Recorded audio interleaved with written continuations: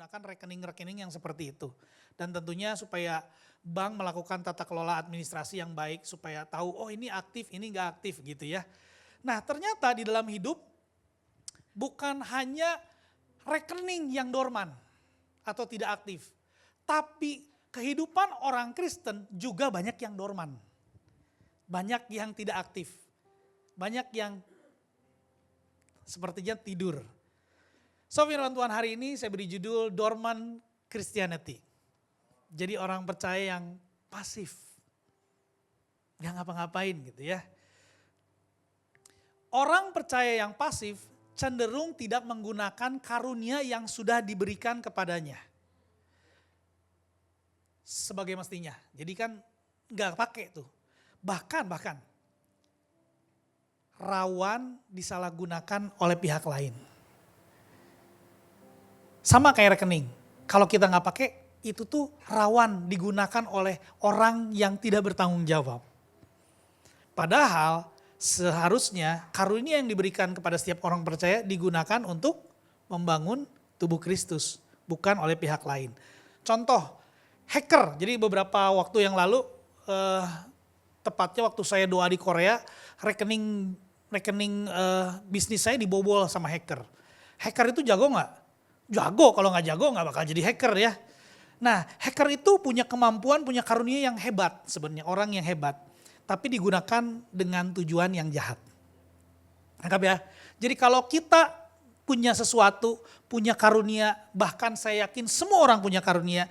Tapi kalau kita gak digunakan dengan baik, maka itu bisa digunakan oleh pihak lain, oleh setan untuk melakukan sesuatu yang jahat. Oke, saya akan mulai apa saja yang terjadi, saya balik dulu ke hari Pentakosta. Jadi waktu di hari pencurahan Roh Kudus, itu yang pertama terjadi Roh Kudus mentransformasi kehidupan orang percaya. Apa yang terjadi? Mereka tiba-tiba yang takut, terintimidasi, tiba-tiba ketika mereka menerima Roh Kudus mereka jadi berani, mereka memberitakan Injil dengan berani, mengadakan mujizat, tanda, bahkan Petrus bayangannya bisa nyembuhin orang loh. Bayangan, didoain pun tidak, ngelewat doang, itu juga gak tahu gak sengaja sembuh. Saking luar biasanya. Mereka disukai banyak orang, dihormati orang banyak, sukacita walaupun dianiaya. Kalau saudara baca nanti di Kisah Rasul 1, 2, 3, 4, itu saudara akan melihat bahwa bahkan Petrus orang yang tadinya, kamu muridnya ya? Wah gue gak kenal. Kamu kan bagian dari mereka. Wah saya gak kenal tuh, siapa gak kenal Yesus? Tiba-tiba dia jadi orang yang berani dengan sangat luar biasa. Bahkan di sidang di mahkamah agama dia memberitakan Injil dengan lantang. Bahkan dia ditangkap di penjara, disiksa. Tapi begitu disiksa, bahkan dia dilepaskan. Setelah dia dilepaskan, dia malah happy. Yeay, akhirnya saya disesah, saya dianiaya. Mereka bersuka cita karena mereka merasa mereka layak menderita untuk Kristus. Beda banget ya. Jadi ada transformasi hidup orang percaya. Yang kedua, Roh Kudus membuat ribuan jiwa diselamatkan. Kalau saudara baca nanti di Kisah Rasul pasal-pasal yang pertama, bahwa Tuhan menambahkan kepada mereka 3.000 jiwa. Sekali khotbah 3.000 jiwa, luar biasa. Bahkan Tuhan menambahkan terus. Yang berikutnya Roh Kudus membuat orang percaya hidup dalam komunitas. Nah ini yang seringkali dilupakan. Mereka bertekun dan bersahati. Nah ini ada ya, Oke, saya udah catetin semua ayat-ayatnya, saudara boleh baca nanti. Saya hanya baca selewat aja ya. Semua orang yang telah menjadi percaya tetap bersatu. Di Kisah Rasul 2 ayat yang ke-46, mereka bertekun dan dengan sehati mereka kumpul tiap-tiap hari di bait Allah. Yang berikutnya, adapun kumpulan orang percaya itu mereka sehati sejiwa. Jadi ini yang terjadi. Bukan hanya hidup mereka diubahkan, mereka memenangkan banyak jiwa, tapi mereka membentuk sebuah jemaat yang baru dan mereka sehati sejiwa. Itu yang menarik. Kuasa tanpa komunitas akan melahirkan pelayanan tanpa akuntabilitas. Orang punya karisma, tapi orang gak punya karakter. Tapi sebaliknya kalau komunitas tanpa kuasa akan melahirkan tradisi tanpa kehidupan. Saya ulangi ini pelan-pelan ya. Kuasa tanpa komunitas akan melahirkan pelayan tanpa akuntabilitas. Ada sih karismanya, tapi karakternya nggak ada. Karena sendirian. Tapi komunitas tanpa kuasa akan menghasilkan tradisi tanpa kehidupan. Gereja yang nggak ada kuasanya itu kayak tradisi aja, nggak ada kehidupan, garing, ya. Nah, tapi gereja mula-mula itu punya kedua-duanya. Mereka punya kuasa, mereka juga punya komunitasnya. Jadi pertanyaannya gini, bagaimana ya Roh Kudus bisa membuat ribuan orang percaya yang berbeda latar belakang menjadi satu tubuh, sehati, sejiwa. Tadi sampai dibilang berkali-kali, sehati, sejiwa, mereka bersatu. Jawabannya nanti akan saya sampaikan di dalam Efesus 4. Nah, sebelum kita masuk, jadi ketika hari pencurahan Roh Kudus dicurahkan kepada orang percaya, banyak orang tuh hanya mengingat Pentakosta itu karena ada orang menerima Roh Kudus, dibaptis Roh Kudus, berbahasa roh, orang disembuhkan, jiwa-jiwa dimenangkan. Betul, tapi Pentakosta bukan hanya tentang pengalaman rohani aja. Tapi tujuan Roh Kudus dicurahkan untuk membentuk tubuh Kristus yang baru, yang hidup, bersatu, dewasa, dan berdampak bagi kehidupan orang-orang di sekitarnya. Karena itu beberapa puluh tahun kemudian Paulus mengingatkan orang-orang percaya dengan menulis di surat di jemaat Efesus dan menjelaskan bagaimana Kristus membangun gerejanya melalui karunia-karunia yang diberikan kepada setiap orang percaya. Nah, sekarang mari kita lihat kehidupan gereja yang dipenuhi Roh Kudus itu seperti apa. Nah, hari ini firman Tuhan hari ini yang akan saya share buat setiap saudara akan diambil dari Efesus pasal yang keempat. That's it, Efesus pasal yang keempat. Jadi supaya kita mengerti konteksnya, saya mundur sedikit ya ke Efesus pasal yang ketiga supaya saudara memahami nanti begitu kita baca kita paham ya. Efesus pasal yang ketiga ayat yang ke-16 sampai 19. Ini adalah doa Paulus untuk orang percaya yang hari itu dia tulis untuk jemaat di Efesus. Saya baca buat saudara ya. Aku berdoa supaya ia, Yesus maksudnya, menurut kekayaan kemuliaannya menguatkan dan meneguhkan kamu oleh rohnya di dalam batinmu. Sehingga oleh imanmu Kristus diam di dalam hatimu dan kamu, bilang kiri kanannya, kamu berakar serta berdasar di dalam kasih. Itu poin yang saya mau highlight. Aku berdoa supaya kamu bersama-sama dengan segala orang kudus dapat memahami betapa lebarnya, panjangnya, dan tingginya, dan dalamnya kasih Kristus. Dan dapat mengenal kasih itu sekalipun ia melampaui segala pengetahuan. Aku berdoa supaya kamu dipenuhi di dalam seluruh kepenuhan Allah. Nah, jadi hari itu Rasul Paulus berdoa untuk jemaat di Efesus. Supaya setiap orang percaya di Efesus, dan tentunya itu juga pesan yang coba Paulus sampaikan buat setiap orang percaya, termasuk kita, supaya kita berdasar dan berakar di dalam kasih. Artinya memahami, mengenal kasih Allah itu. Nah, sekarang saya mau mulai masuk ke Efesus 4 ya. Yuk kita mulai masuk Efesus pasal yang keempat. Sebab itu aku menasihatkan kamu, aku orang yang dipenjarakan karena Tuhan. Karena Paulus hari itu lagi di penjara. Dan di penjara dia nulis surat-surat ini. Supaya hidupmu sebagai orang-orang yang telah dipanggil berpadanan dengan panggilan itu. Maksudnya apa? Paulus lagi mengingatkan kita semua bahwa kita dipanggil menjadi murid Kristus. Dan sebaiknya menghidupi panggilan itu. Berpadanan itu artinya sesuai dengan panggilan kita sebagai murid Kristus, yaitu hidup berakar dan berdasar di dalam kasih. Mari kita lihat ayat yang kedua. Hendaklah kamu selalu rendah hati. Jadi rendah hati itu bukan kali-kali atau pas lagi pengen aja ya. Tapi hendaklah kamu selalu. Jadi orang tuh bukan sebaiknya, selalu rendah hati. Memang itu harusnya jadi bagian dalam kehidupan kita. Lemah lembut dan sabar. Jadi lemah lembut dan sabar bukan lagi moodnya lagi oke. Atau pas lagi habis gajian jadi lebih sabar. Enggak ya. Tunjukkanlah kasih-Mu dalam hal saling membantu. Jadi kasih itu nggak hanya bagaimana kita meresponi orang-orang yang di sekitar kita, tapi bagaimana kita bertindak dan motif apa yang kita lakukan ketika kita melakukannya, yaitu dengan kasih.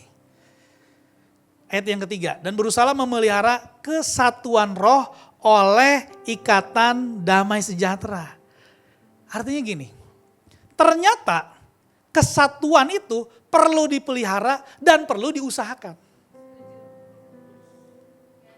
Kesatuan jemaat itu perlu dipelihara dan diusahakan.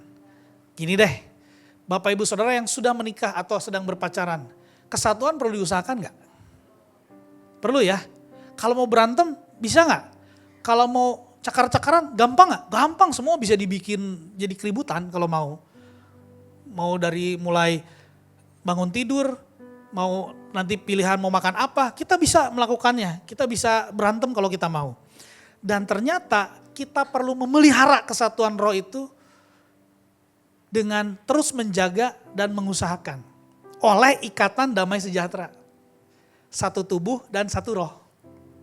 Satu tubuh, satu roh. Jadi walaupun mereka banyak, tapi mereka satu tubuh, satu roh. Mereka mengusahakan. Jadi ternyata bahkan bukan hanya di dalam pernikahan kita perlu mengusahakan. Di dalam kehidupan kita sebagai orang percaya pun kita perlu mengusahakan dan memelihara itu. Sebagaimana kamu telah dipanggil kepada satu pengharapan yang terkandung dalam panggilanmu. Nah sekarang saya mau masuk bagaimana Tuhan membangun gerejanya. Kita lihat ayat yang ketujuh ya. Jadi kita cuman bakal lihat satu pasal ini dan saudara akan belajar banyak. Saudara akan mengerti bagaimana Tuhan membangun gerejanya. Kita lihat ayat yang ketujuh. Boleh kita baca bareng-bareng ya? 2, 3. Tetapi kepada kita masing-masing telah dianugerahkan kasih karunia menurut ukuran pemberian Kristus. Jadi kepada kita masing telah dianugerahkan, itu artinya saudara udah dikasih. Kasih karunia menurut ukuran pemberian Kristus. Jadi setiap kita tidak terkecuali saudara sudah menerima pemberian anugerah itu oleh Kristus. Yesus itu sudah memberikan saudara karunia di dalam hidup saudara. Masing-masing. Ya, masing-masing udah didapat. Ayat 11. Dan ialah yang memberikan baik rasul-rasul maupun nabi-nabi, baik pemberita-pemberita Injil maupun gembala-gembala dan pengajar. Artinya gini, Kristus memberikan rasul, nabi, penginjil, gembala, pengajar. Ini adalah 5 jawatan yang Tuhan berikan. Jawatan itu beda dengan jabatan. Jawatan itu artinya fungsi pelayanan. Jadi gak harus, oh saya rasul, jabatannya rasul, kenalkan saya Rasul David, gak gitu ya. Gak gitu. Ya, Nabi Amanda, gak gitu. Tapi fungsinya, nanti saya jelasin. Fungsinya, jadi 5 jawatan ini adalah salah satu gift yang Kristus berikan buat kita orang-orang percaya. Jadi jawatan itu bukan soal status, bukan jabatannya, tapi tentang fungsi. Jadi bukan tentang posisi, tapi tentang kontribusi kita. Ya. Nah kita lihat fungsi masing-masing jawatan. Satu ayat ya, Efesus 2 ayat 19 ayat yang kedua-dua.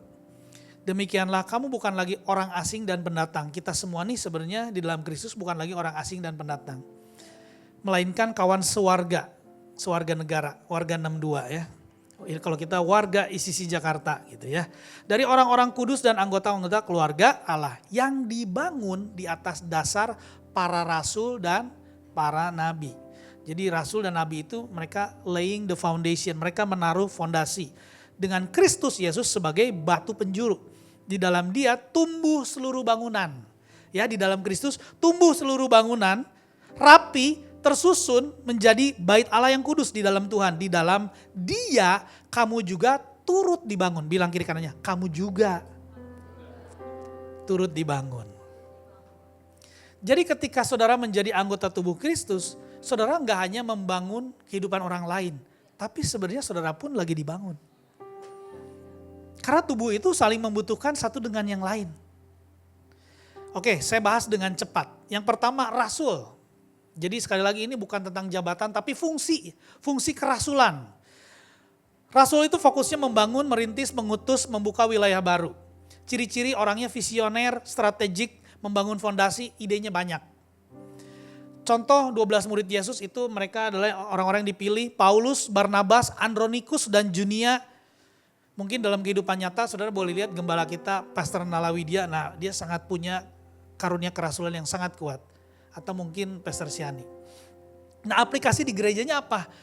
Mereka adalah orang-orang yang pandai merintis sesuatu, merintis jemaat, home cell, pelayanan yang baru, membangun sistem. Kalau di dunia kerja biasanya orang-orang ini bukan berarti kita nggak bisa do something di tempat kita kerja ya.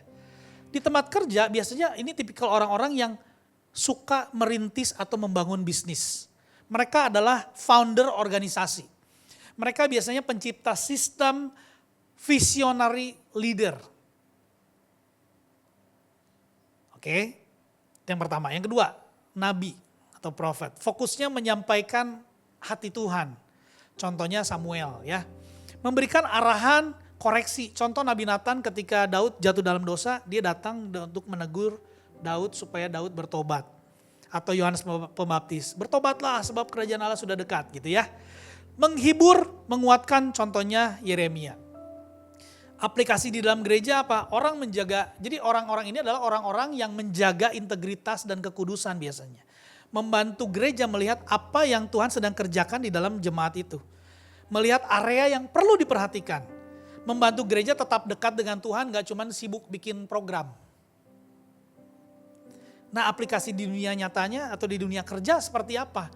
Orang-orang ini adalah menjadi orang yang penjaga integritas. Jadi kalau dalam meeting atau dalam apa mereka bukan cuma gini, wah ini pakai cara begini maka perusahaan kita akan cuan. Tapi mereka akan bilang, tar dulu ini bener gak nih?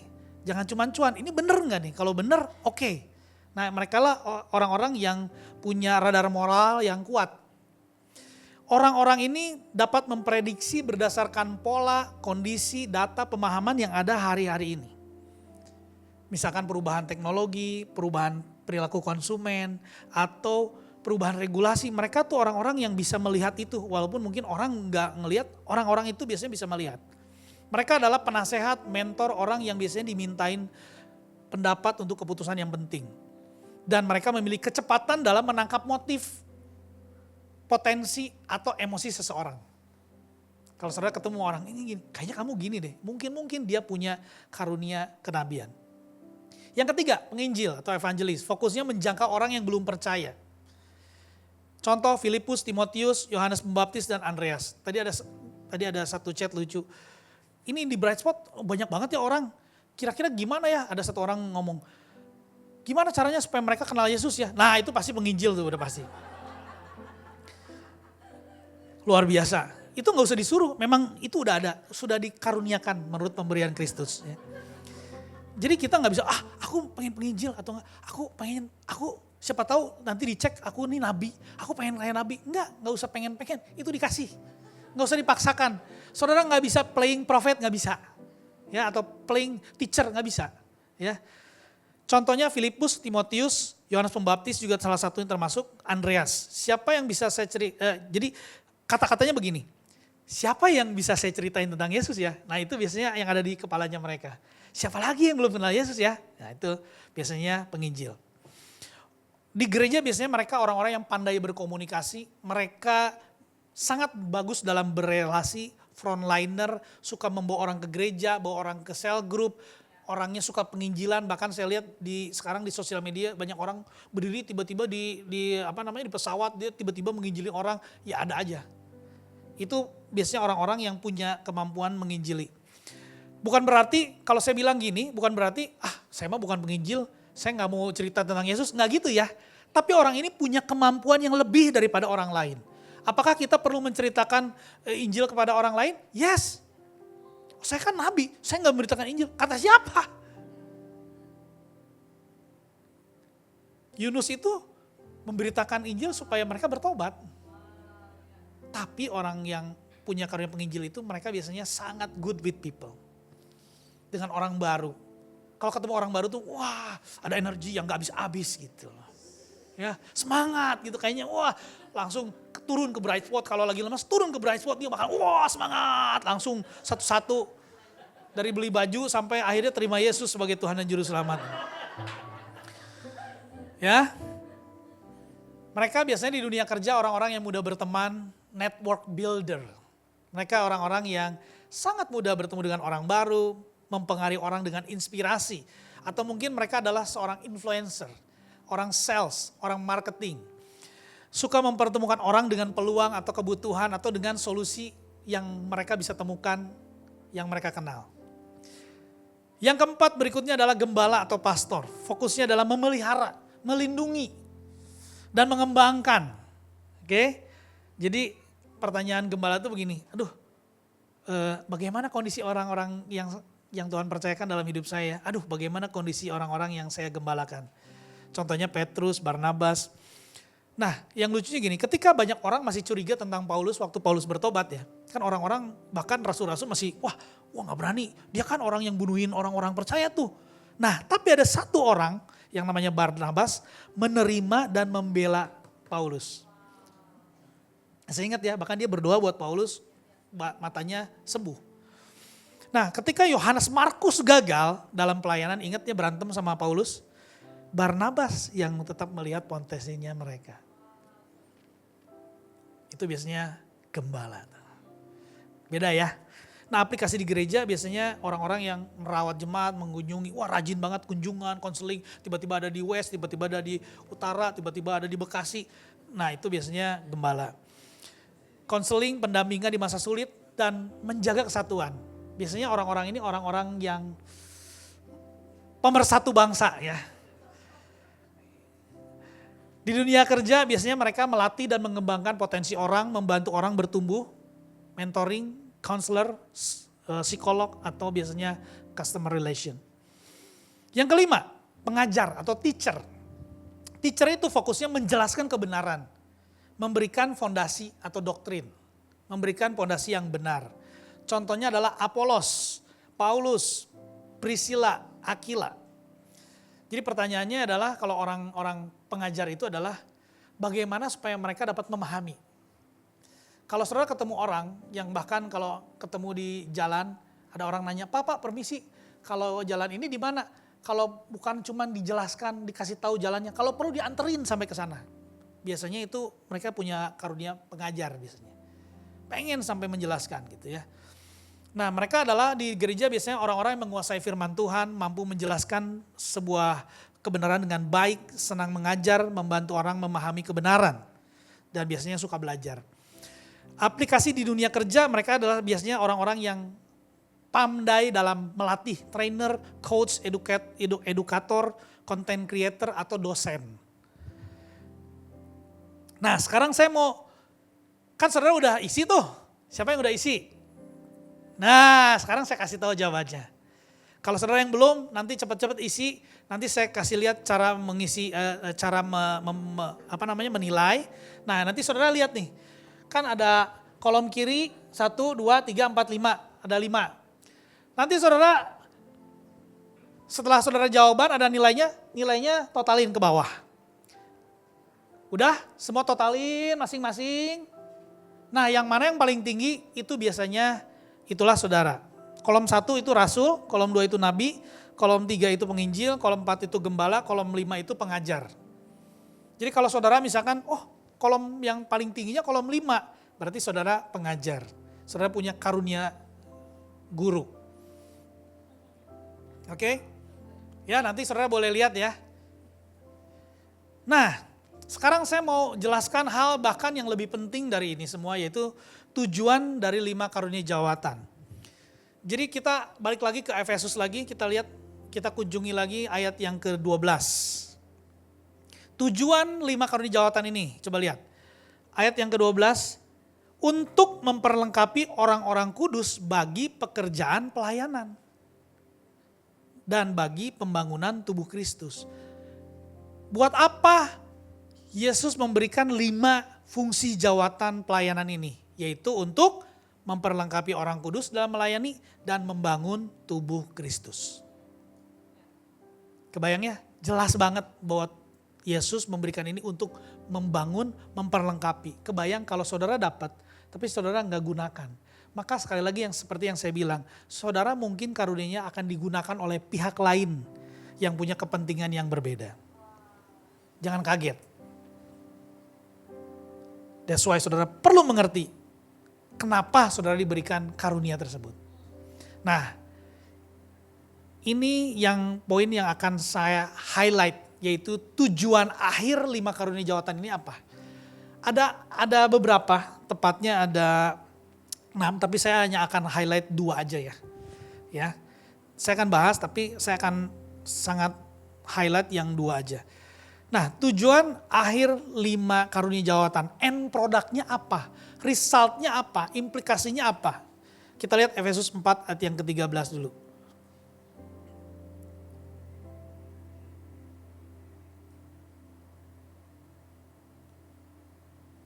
Oke. Sampai kita semua telah mencapai kesatuan iman dan pengetahuan yang benar tentang anak Allah, kedewasaan penuh, dan tingkat pertumbuhan yang sesuai dengan kepenuhan Kristus. Sehingga kita bukan lagi anak-anak yang diombang-ambingkan oleh rupa-rupa angin pengajaran. Jadi angin pengajaran itu banyak. Nah, ini salah satu tujuannya. Oleh permainan palsu manusia dalam kelicikan mereka menyesatkan. Tetapi dengan teguh berpegang pada kebenaran di dalam kasih kita bertumbuh di dalam segala hal ke arah Dia. Kristus yang adalah kepala. Jadi Kristus adalah kepala, kita adalah tubuh. Daripadanya lah seluruh tubuh yang rapi tersusun diikat menjadi satu oleh pelayanan semua bagiannya. Bilang kiri kanannya, semua bagiannya. Bukan separoh, semua bagiannya. Artinya setiap orang punya porsi yang berbeda-beda. Sesuai dengan kadar pekerjaan tiap-tiap anggota. See? Jadi gak ada tuh, saya kan baru. Terserah mau baru kayak mau lama, gak ada masalah. Karena itu semua sudah diberikan kepada kita sesuai dengan kadar tiap-tiap anggota. Menerima pertumbuhannya dan membangun dirinya di dalam kasih. So, yang pertama, tujuan akhir dari 5 karunia jawatan yang pertama adalah kesatuan iman dan pengetahuan yang benar tentang anak Allah. Artinya gini, karunia ini diberikan supaya setiap kita semakin hari semakin imannya satu, bukan semakin terpecah. Artinya Kristus Yesus itu ingin kita semakin hari semakin bersatu, gereja tidak terpecah. Dan iman kita atau pengetahuan kita kepada Tuhan tentang anak Allah itu semakin lama semakin dewasa. Yang kedua adalah kedewasaan rohani, artinya jemaat bertumbuh menjadi dewasa secara rohani. Karena gini saudara, lebih mudah untuk menyatukan anak-anak dibandingkan menyatukan orang dewasa yang kekanak-kanakan. Saya ulangi ya, mungkin tadi nggak jelas. Lebih mudah menyatukan anak-anak dibandingkan menyatukan orang dewasa yang kekanak-kanakan. Kalau takut lupa foto aja ada nggak? Nggak ada ya? Oh nggak ada? Oke. Lebih mudah menyatukan anak-anak dibandingkan menyatukan orang dewasa yang kekanak-kanakan. Jadi orang tuh nggak begitu nambah usia otomatis tiba-tiba dewasa. Enggak gitu. Enggak otomatis. Bertambah enggak otomatis bertumbuh. Jadi kita perlu memutuskan untuk terus menjadi dewasa bertumbuh secara rohani. Yang ketiga, menjadi serupa Kristus. Artinya Kristus, karakter Kristusnya makin terlihat. Ada buah-buah roh yang makin terlihat. Saudara pernah dengar gak ayat gini? Janganlah kamu mendukakan Roh Kudus. Pernah dengar? Saudara tahu ayat itu diberikan buat apa? Kita belajar sedikit. Efesus 4 ayat yang ke-20. Kita lompat sedikit ya. Tapi ini karena ini nyambung. Saya mau sampaikan buat saudara. Efesus 4 ayat yang ke-20. Nah, saya bacain. Tetapi kamu bukan demikian. Kita telah belajar mengenal Kristus. Betul ya? Karena kamu telah mendengar tentang dia dan menerima pengajaran di dalam dia menurut kebenaran yang nyata dalam Yesus. Karena itu, buanglah dusta. Dusta itu bohong ya. Bohong, fitnah. Dan berkatalah benar seorang kepada yang lain. Karena kita adalah sesama anggota. Jadi, kita bisa aja sesama anggota, tapi kita saling berdustai, bisa. Kita mengatakan sesuatu yang gak benar, bisa. Makanya dibilang nih, jangan sampai nih begitu. Lanjut, apabila kamu menjadi marah, janganlah kamu berbuat dosa. Marah, jangan berbuat dosa. Janganlah matahari terbenam sebelum padam amarahmu dan jangan beri kesempatan kepada iblis. Saya ngerti di dalam komunitas orang percaya itu gak semuanya lucu. Gak semuanya pengen ketawa ketika ketemu, benar gak sih? Gak semuanya pengen dipeluk, ada juga yang pengen digetok gitu ya. Saya ngerti. Tapi ingat, jangan kasih kesempatan kepada iblis. Orang yang mencuri katanya, ayat ke-28 ya. Janganlah ia mencuri lagi, tetapi baiklah ia bekerja keras dan melakukan pekerjaan yang baik dengan tangannya sendiri. Supaya ia dapat membagikan sesuatu kepada orang yang berkekurangan. Dari yang mencuri, mengambil, kan pencuri itu datang hanya untuk mencuri, membunuh, dan membinasakan. Hacker itu kan datangnya begitu, mencuri, membunuh, membinasakan, semua diambil. Tapi orang yang mencuri katanya, dia nggak mencuri lagi, tapi bahkan dia bekerja keras, bahkan dia membagikan sesuatu dengan menggunakan tangannya. Ini menarik. Janganlah, ayat 29 ya, janganlah ada perkataan kotor keluar dari mulutmu.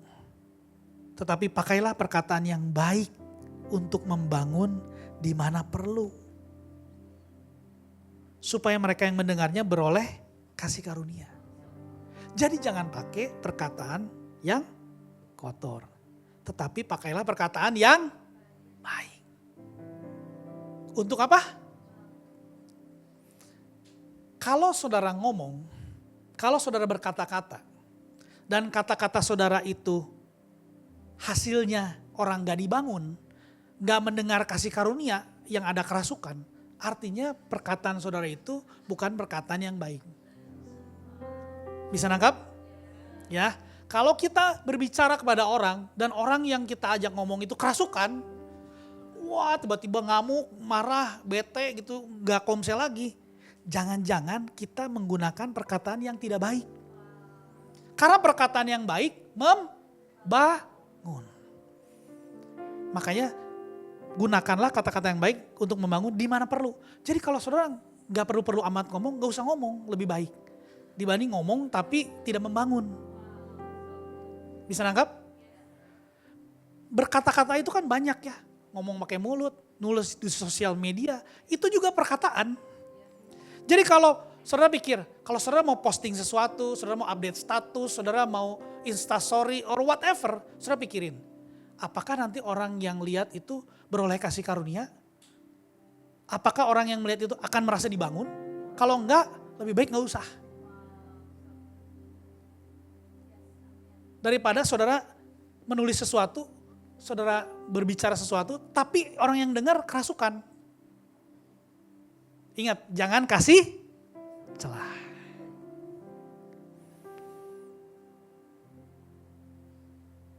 Nah ini yang tadi saya bilang, ayat yang ke-30. Dan janganlah kamu mendukakan Roh Kudus Allah yang telah memeteraikan kamu menjerang hal keselamatan. Kenapa sih Roh Kudus berduka? Ya yang tadi tuh.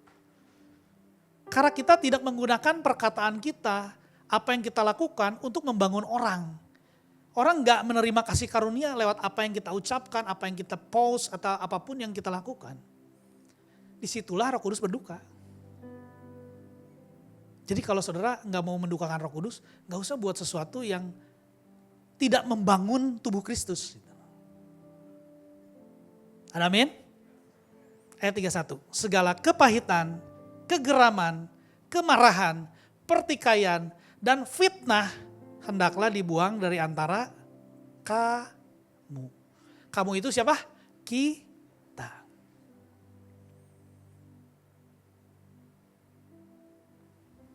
Kita buang semua itu tadi. Kemarahan, kegeraman, kepahitan, pertikaian, dan fitnah. Buang. Demikian pula segala kejahatan. Tetapi hendaklah kamu marah. Oh, kok saya Alkitabnya beda ya? Hendaklah kamu marah, enggak ya? Hendaklah kamu ramah seorang terhadap yang lain, bukan marah-marah. Penuh kasih, mesra, dan saling mengampuni. Tahu gak kenapa harus saling mengampuni? Karena pasti akan ada orang yang berbuat salah. Jadi kalau saudara datang ke gereja, saudara berharap di gereja itu semua suci, murni, kayak malaikat, dan tidak ada orang yang akan melukai saudara, saudara terlalu naif. Saudara tahu, kita ada di dunia ini, tadi makanya kuasa tanpa komunitas, itu nanti pelayan tanpa karakter. Kenapa? Nggak ketemu manusia soalnya. Nggak jadi lebih sabar. Wah kalau dikit-dikit saya melihat. Wah kalau nubuatan tajam. Keinjak dikit. Wah bacok gitu. Ya nggak ada karakternya. Karisma tanpa karakter. Jadi jangan kaget kalau ke gereja. Kok di gereja kayaknya orangnya lebih toksik. Ntar dulu tergantung. Belum tentu. Bisa aja kita yang toksik. Tapi kita gak sadar kita toksik. Bisa jadi gak orang di sekitar kita menyakiti kita? Mungkin banget. Sangat mungkin. Tapi kalau ada orang yang mengasihi saudara, disitulah saudara belajar untuk mengampuni, melepaskan kemarahan, enggak mengkeep kegeraman, kepahitan yang membuat kita jengkel itu.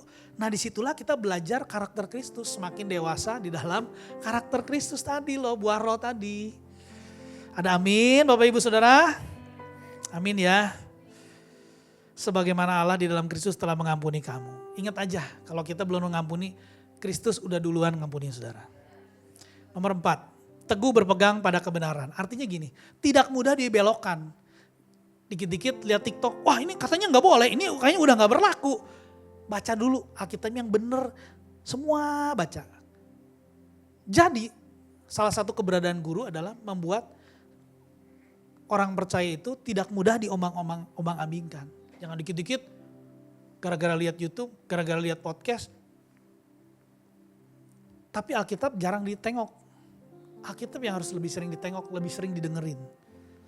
Jangan cuma dengerin 1 menit langsung tiba-tiba wah berubah paradigma. Ingat, doktrin saudara itu menentukan bagaimana saudara hidup. Jadi kalau doktrin saudara salah, maka hidup saudara juga akan salah.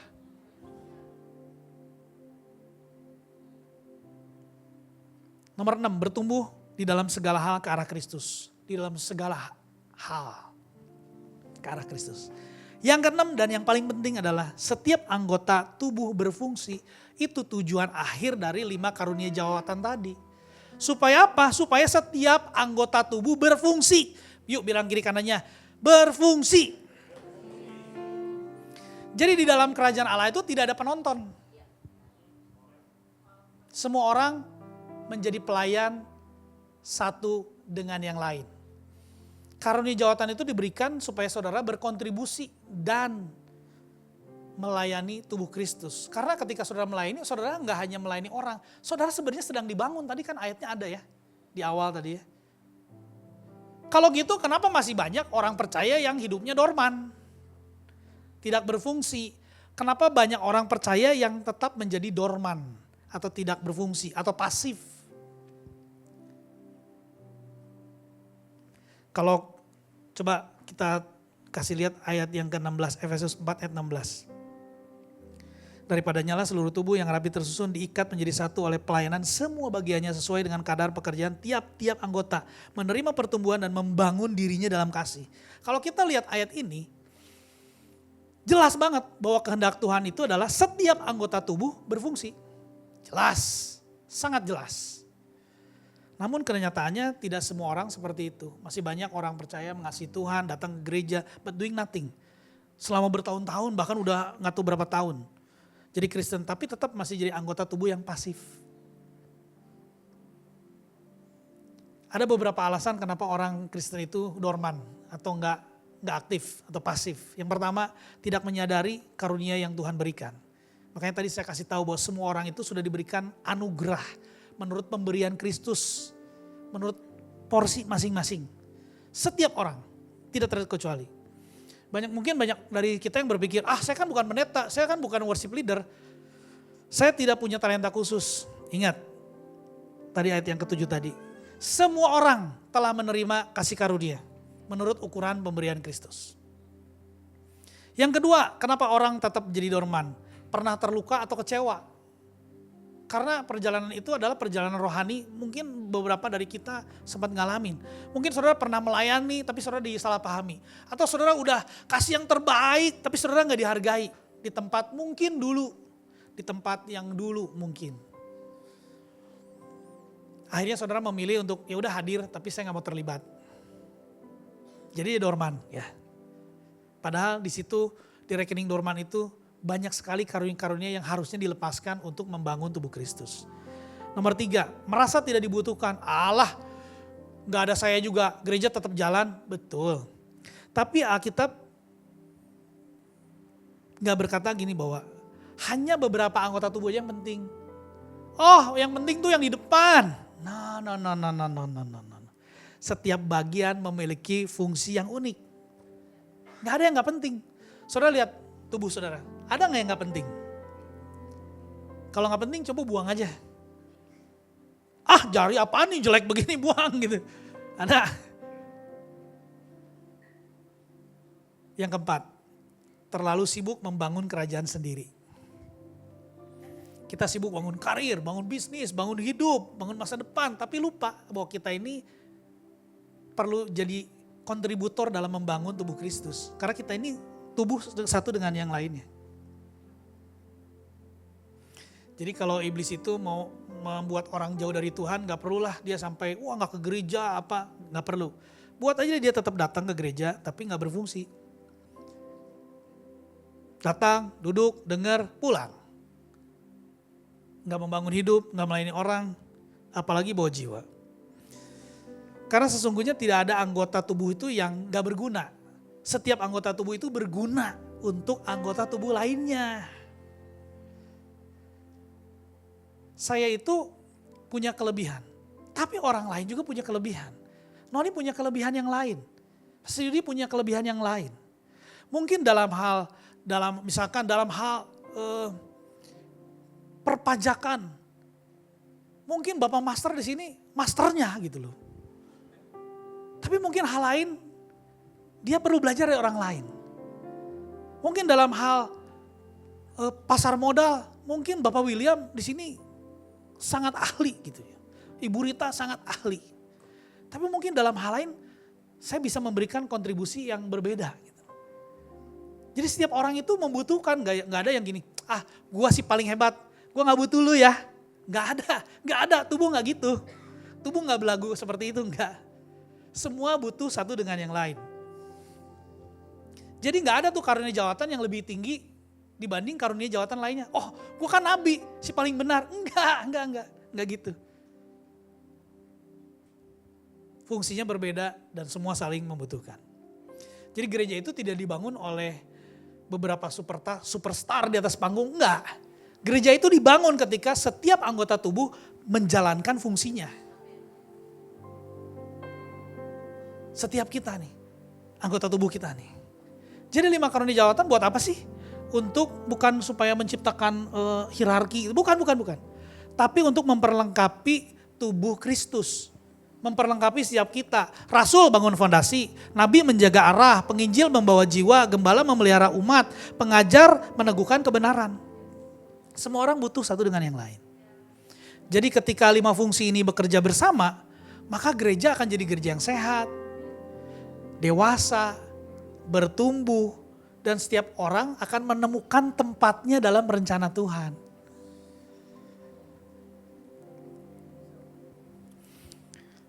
Ketika Roh Kudus dicurahkan kepada setiap orang percaya, pertanyaan terbesarnya bukan apakah saudara memiliki karunia, Tetapi apakah saudara sedang menggunakan karunia yang Kristus telah berikan untuk membangun tubuh Kristus? Itu pertanyaannya.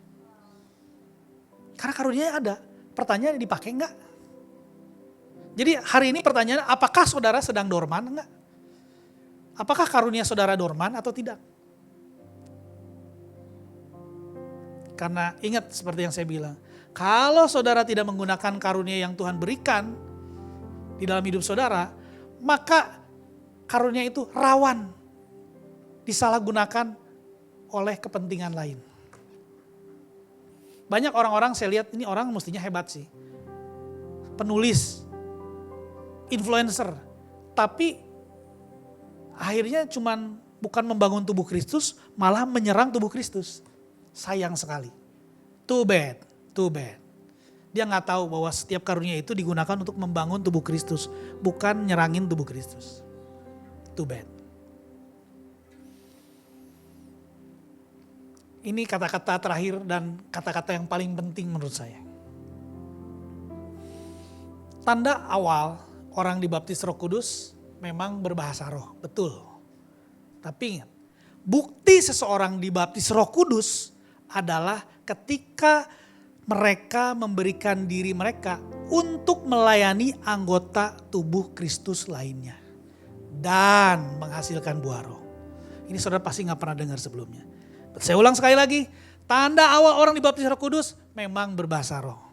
Tapi bukti seseorang sudah dibaptis Roh Kudus adalah mereka memberikan diri mereka untuk melayani anggota tubuh lainnya dan menghasilkan buah roh. Jadi enggak berhenti di berbahasa roh, enggak. Tapi saudara memberikan diri saudara, karunia saudara untuk anggota tubuh Kristus lainnya. Dan saudara menghasilkan buah-buah roh, itu buktinya.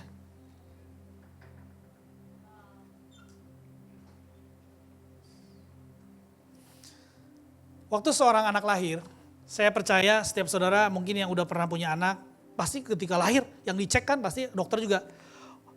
Wah, komplit Pak, jarinya 10, kakinya juga utuh, ada 2, jarinya 10, mulutnya 1 gitu ya. Kan mulut 2 kan repot banget ya, 1 aja udah berisik. Kupingnya 2, betul? Semua dicek, aduh puji Tuhan ya. Tapi seiring berjalannya waktu, kita akan cek kan, jantungnya jalan gak nih? Berfungsi gak? Paru-parunya gimana? Otaknya gimana? Jangan-jangan ada yang konslet gak nih? Kan dicek gitu ya. Otaknya gimana? Jantungnya gimana? Paru-parunya, ginjalnya, tangannya, kakinya. Sama. Di dalam kehidupan orang percaya, saya berdoa supaya kita semua gak cuman komplit semua ada. Tapi fungsi-fungsinya berjalan sebagaimana mestinya. Doa saya supaya setiap kita menyadari bahwa setiap kita ini sudah diberikan anugerah, karunia untuk membangun tubuh Kristus. Sehingga saudara enggak jadi orang Kristen yang diem, dorman, pasif. Tapi saudara menggunakannya untuk memperlengkapi anggota tubuh Kristus. Sehingga kita bisa tumbuh jadi setiap orang percaya yang dia lebih dewasa, yang terus bertumbuh ke arah Kristus. Amin. Hope you get something this Sunday. So mari kita bangkit berdiri.